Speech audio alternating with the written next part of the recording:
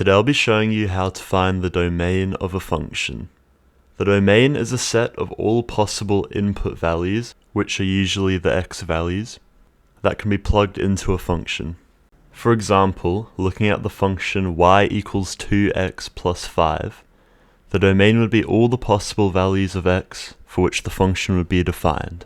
So when you're looking for the domain of a function, you need to be on the lookout for values of x that would make the function undefined.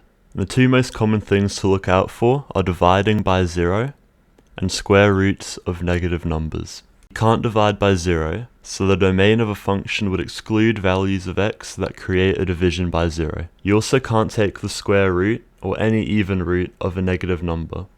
That means you also can't take the 4th root, the 6th root, and so on. But you can take odd roots, like for example the cube root or the 5th root. So just remember, for negative numbers you can't do even roots like the square root or the 4th root, but odd roots like the cube root or 5th root are fine.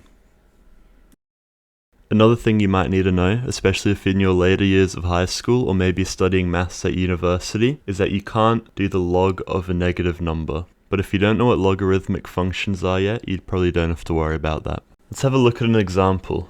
F of x equals 2x plus 3 over x minus 4. What's the domain of this function? So which values of x would make this function undefined? Well, anything divided by 0 is undefined, so that means x can't equal 4, because 4 minus 4 equals 0, and the denominator can't equal 0, so x cannot equal 4. So I'm going to write the domain in set notation, which looks like this. Curly bracket, x is a subset of real numbers, and then the line in the middle, and then the parameters. So x does not equal 4. So the two with symbols next to the x means that x is a subset of real numbers. And this is just one of the ways to do the notation for domain, but there's actually a bunch of different ways to do it. So if you're studying this as part of a course in school or at university or something like that, it might be best to just check that whatever notation you choose to do is actually allowed. Okay, what about this one? G of x equals the square root of x plus 3. What's the domain of this function? Well, this one has a square root, and if you remember, you can't take the square root of a negative number. So this function would be undefined if the expression inside the square root is less than 0. X plus 3 is less than 0 if x is less than negative 3. So the domain for this function would be that x has to be greater than or equal to negative 3. So x is a subset of real numbers, but x has to be greater than or equal to negative 3. Here's an example where you just have a graph. So test your understanding of what the domain is by just looking at this graph and using it to decide what the domain of this function is. So looking at this graph, you can see there's a gap between 2 and 4. And the filled in dots indicate that the function includes 2 and 4, but nothing in between them is included. So just looking at this, you can tell that the function is undefined for values between 2 and 4. That means x is greater than or equal to 4, or x is less than or equal to 2. So the full domain is that x is a subset of real numbers where x is less than or equal to 2, or x is greater than or equal to 4. Alright, let's go through some more examples. So what's the domain of y equals the square root of x squared over root x minus 3? So first off, we have a fraction, and remember you can't divide by 0. So that means x can't equal something that will make the denominator equal 0. That means that x can't equal 9, because the square root of 9 is 3, and 3 minus 3 is 0. So x does not equal 9. Next, remember that you can't take the square root of a negative number. This top square root doesn't actually matter, because as you can see, it's an x squared, so that squared is going to automatically turn any value of x positive.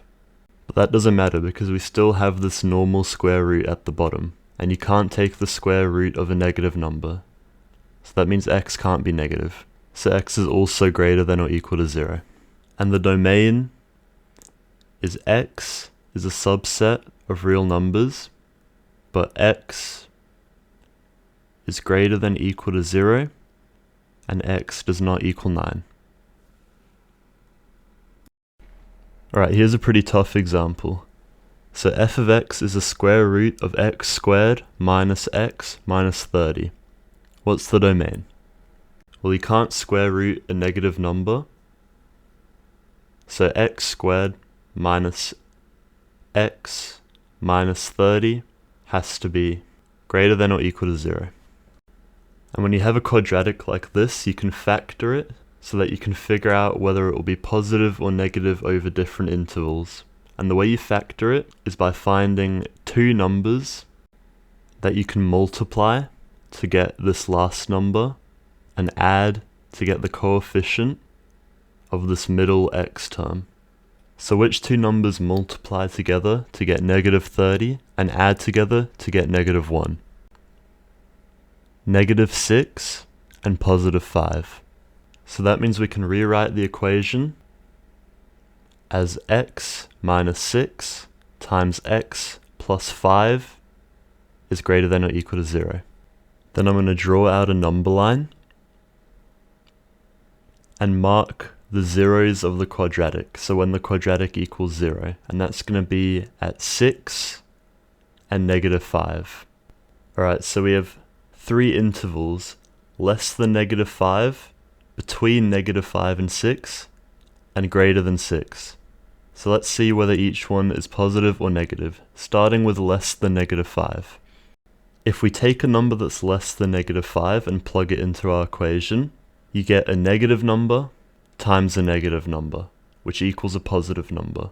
So the interval that's less than negative 5 is positive.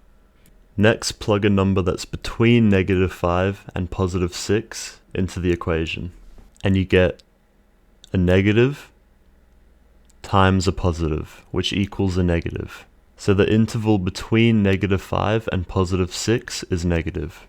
And finally, let's take a number that's higher than 6 and plug it in, and you get a positive times a positive, which equals a positive. So the interval higher than 6 is positive. So we found that the function would be undefined between negative 5 and 6, because that's when it's negative, and you can't take the square root of a negative number.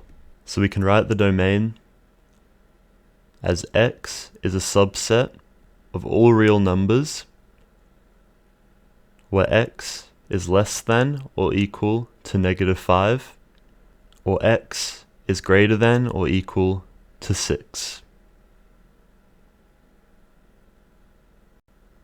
Alright, here's one final example. Y equals the cube root of 2x plus 3 over x. So see if you remember how to work this one out. Alright, first off, remember that you can actually take the cube root of a negative number. So for that first initial cube root, the value of x doesn't actually matter, so we can just ignore that. But next we have a 3 over x. And you can't divide by 0, so because the denominator is just x, that means that x simply just can't equal 0. So our only restriction is that x does not equal 0. So that means that the domain is that x is a subset of all real numbers, but x does not equal 0. And that's how you find the domain of a function.